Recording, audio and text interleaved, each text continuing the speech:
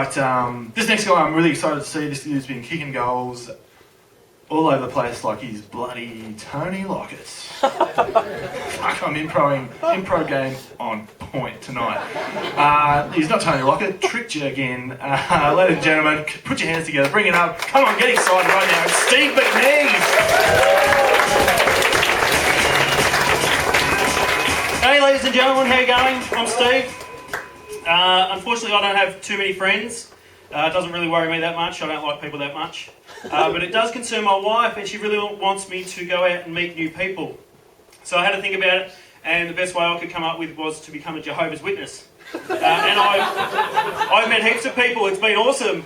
And it's like Halloween, you get dressed up, you go knock on people's doors, and instead of them giving you lollies, they just give you abuse. But, you know, I can see some friendships starting to blossom. It's been great. That's mostly a negative. The positive I've really got from it is, and I really can't wait for my family to find out, is I no longer believe in Christmas. I fucking can't wait for the end of the year. It's going to be awesome. It's going to be the best year ever. Oh, God. Now, being a parent, I have this paranoia that my kids are going to get kidnapped.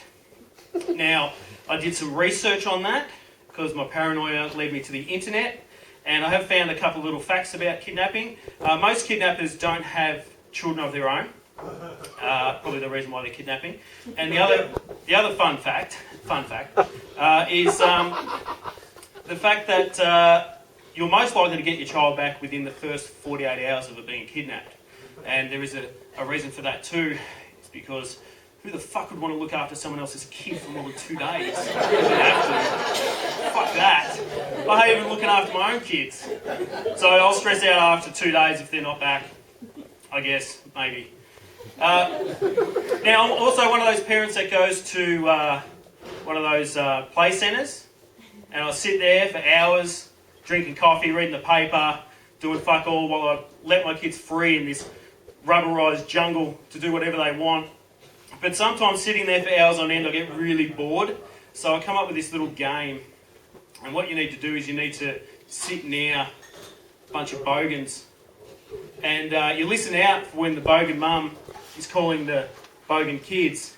And what you do is you get yourself a pen and paper and you try and spell the bogan kid's name.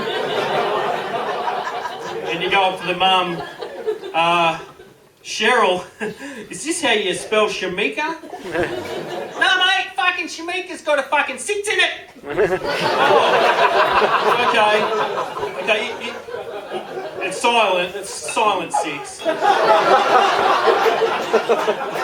It's not Shamika 1 through 6, it's Shamika with a 6 instead of a H at the end. But you've got to be on your toes because you only get about 3 guesses before you're asked to leave. Now, I've been together with my wife for a long time, and it's when you're in the first kind of stages of a relationship, you've got to try and pick up on these things that turns the other person on. And I've only just figured out what turns my wife on in the last couple of weeks. And it might sound really simple. Basically, you just hang it out.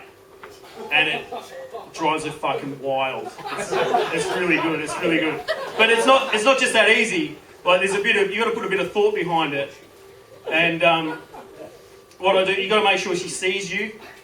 And what I do is I make sure the curtains are wide open and she can see me in the backyard, really hanging it out. Make sure that the pegs are the same colour, the socks are together, the peg under the arms of the t-shirt. Get all the shirts, like even if it matches the colours, and it drives her fucking crazy. And sometimes I get on top of that and I just walk in, I push the fucking door open, I look her straight in the eyes, and with a turn of the wrist and a gentle squeeze, I fill up that fucking sink with hot soapy water. And I'll make her watch me do the dishes.